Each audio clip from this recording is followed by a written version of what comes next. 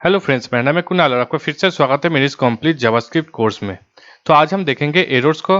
हम देखेंगे कैसे हम जावास्क्रिप्ट में एरर्स को हैंडल कर सकते हैं, उसको कैसे हम चेक कर सकते हैं, उसको कैसे हम अवॉइड कर सकते हैं और उसको कैसे हम वेरीफाई भी कर सकते हैं। तो हम जाते हैं अपने app.js फाइल में और हम यहाँ पे देखेंगे कैसे हम एरर्स को हैंडल कर सकते हैं। तो नॉर्मली किसी भी प्रोग्रामिंग लैंग्वेज में एरर्स जो है वो 3 तरह का होता है।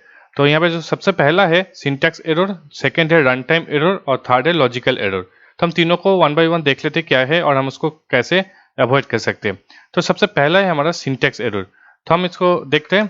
तो सिंटैक्स एरर का मतलब होता है आप अपने कोड पे किसी भी तरह का सिंटैक्स गलत लिखते हैं तो वो हमें जो दिखता है उसको हम सिंटैक्स एरर कहते हैं। तो अगर हम यहाँ पे एक वेरिएबल को असाइन करना चाहेंगे, जैसे कि मैं यहाँ पे कर रहा हूँ var नाम इक्वल टू 2, तो ये एक जो है एक सही सिंटैक्स है। हम जावास्क्रिप्ट में इसी तरह से वेरिएबल को असाइन कर सकते हैं। लेकिन अगर हम यहाँ पे कोई भी गलती कर देते, जैसे कि मैं यहाँ पे डबल आर लिख देता हूँ, तो यहाँ पे देखिए एक रेड लाइन दिखा रहा है, मतलब ये एक एरर है।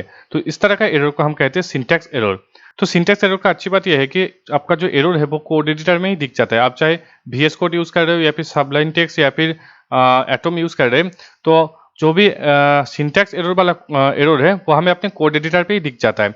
तो ये जो है एक सिंटैक्स एरर है। अगर हम इसको हटा देते हैं इस तरह से और हम यहाँ पे अगर 2 को असाइन करने की जगह हम यहाँ पे 2GG इस तरह से असाइन करेंगे, तो यहाँ पे भी देखिए हमें एक रेड लाइन आ रहा है, मतलब ये भी एक सिंटैक्स एरर है। तो सिंटैक्स एरर को डिबग करना बहुत ही आसान होता है। आप अपने कोड एडिटर पे देख सकते हैं कहाँ पे एरर है, तो वो हमें यहाँ पे रेड लाइन पे यहाँ पे दिख जाता है। ओके, तो हम जाते हैं सेकंड एरर पे। सेकंड जो है हमारा रन टाइम एरर। तो रन टाइम एरर थोड़ा अलग काम करता है, तो इसको हटा देते हैं। तो हम क्या करेंगे यहाँ पे, हम यहाँ पे एक कंसोल पे लॉक करेंगे। तो मैं यहाँ पे कंसोल पे लॉक कर रहा हूँ हेलो। तो ये जो है एक सही कोड है, यहाँ पे कोई रेड लाइन नहीं दिख रहा, मतलब ये इसका सिंटैक्स जो है वो सही है। तो हम इसको चाहे तो रन करके अपने देख सकते हैं। तो यहाँ पे रिफ्रेश करते हैं तो यहाँ पे देखिए हेलो आ रहा है।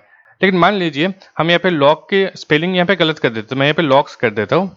तो यहाँ पे देखिए हमें यहाँ पे कोई भी रेड लाइन नहीं दिख रहा है, यहाँ पे कोई भी एरर हमें नहीं दिख रहा है, मतलब हमारा सिंटैक्स जो है वो सही है। अब हम क्या करेंगे, इसको रन करके देखेंगे। तो हमने ब्राउजर पे जाते हैं, इसको रिफ्रेश करते हैं, तो यहाँ पे देखिए यहाँ पे एरर आ गया। तो यहाँ पे देखिए हमारा दिख रहा है console log is not a function. तो इसको हम कहते हैं रन टाइम एरर। तो रन टाइम एरर का मतलब होता है जो एरर हमें कोड एडिटर पे नहीं दिखता, हमें यहाँ पे अपने कोड एडिटर पे कुछ भी एरर नहीं दिख रहा, लेकिन जब हम उसको रन करेंगे अपने ब्राउजर पे हो या फिर कहीं पे भी रन करेंगे, तब जो एरर आएगा उसको हम कहते हैं run time error.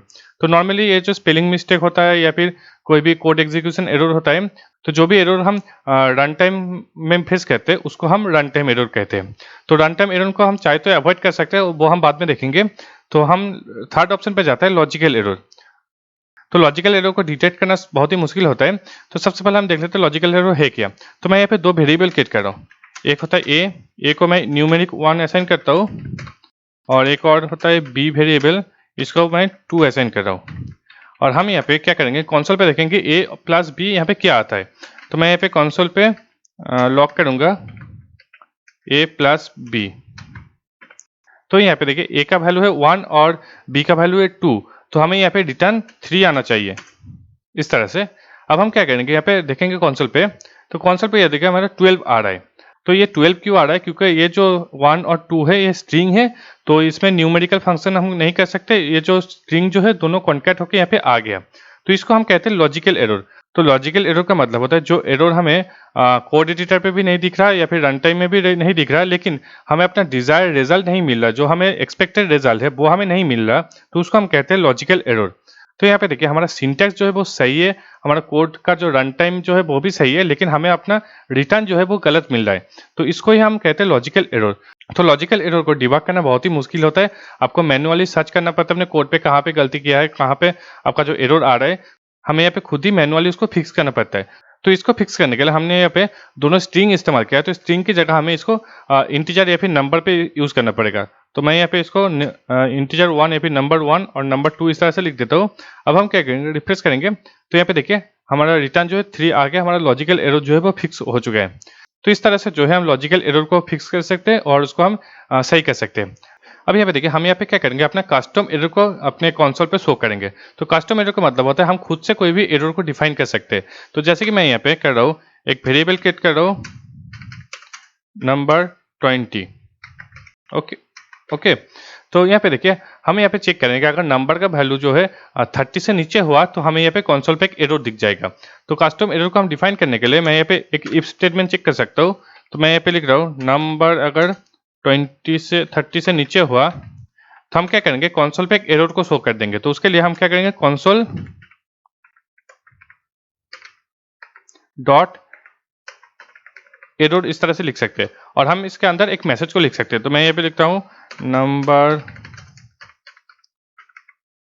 Should be under 30।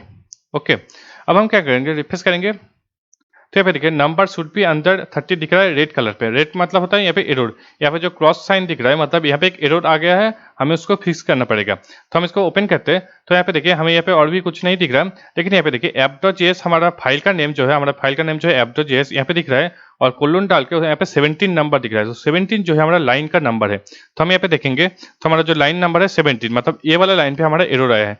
तो एरर जो है हमने यहाँ पे कस्टमली डिफाइन किया है। तो यहाँ पे देखिए ये वाला लाइन पे हमारा लाइन 70 app.js पे हमारा एरर आया है, तो हम उसको फिक्स कर सकते हैं। तो हम इसके आगे पीछे देख सकते हैं कहाँ पे हमारा गलती क्या है। तो अगर हम यहाँ पे 31 कर देते हैं वैल्यू को, अब रिफ्रेश करेंगे तो यहाँ पे देखिए कोई भी एरर नहीं आ रहा है, मतलब हमने अपना एरर को जो है फिक्स कर लिया। ओके, तो इस तरह से जो हम कस्टम एरर यहाँ पे शो कर सकते हैं। तो एरर के अलावा हम यहाँ पे वार्निंग भी सेट कर सकते हैं। तो मैं यहाँ पे क्या करूँ, इसको मैं अंडू करता हूँ और यहाँ पे मैं एरर की जगह हम यहाँ पे एक वार्निंग भी शो कर सकता हूँ। तो मैं यहाँ पे वार्न मेथड को कॉल कर सकता हूँ, WARN वार्न। उसके बाद हम अपना मैसेज को यहाँ पे डाल सकते हैं। तो यहाँ पे रिफ्रेश करते हैं तो ये देखिए येलो कलर का आ गया और यहाँ पे देखिए वार्निंग सिंबल दिख रहा है। तो मैसेज जो हमारा सेम है, नंबर शुड बी अंडर 30, और यहाँ पे देखिए हमारा फाइल जो है app.js और लाइन जो है 17। तो मतलब 17 लाइन पे ये वाला लाइन पे हमारा एरर आया है या फिर वार्निंग आया है जो हमें अपना कंसोल पे दिख रहा है। तो इस तरह से जो है आप अपने एरर और वार्निंग को शो कर सकते हैं तो अपने ब्राउजर पे, और इस तरह से जो है हम अपने एरर को डिबग करके फिक्स कर सकते हैं। ठीक है, तो एरर हैंडलिंग में और भी बहुत कुछ बाकी है, वो हम नेक्स्ट दिन देखेंगे। तो आज के वीडियो के लिए बस इतना ही। अगर वीडियो पसंद आए तो इसको लाइक कीजिए, शेयर कीजिए अपने दोस्तों के साथ, और ऐसे और वीडियो देखना चाहते हैं तो अभी चैनल को सब्सक्राइब कीजिए।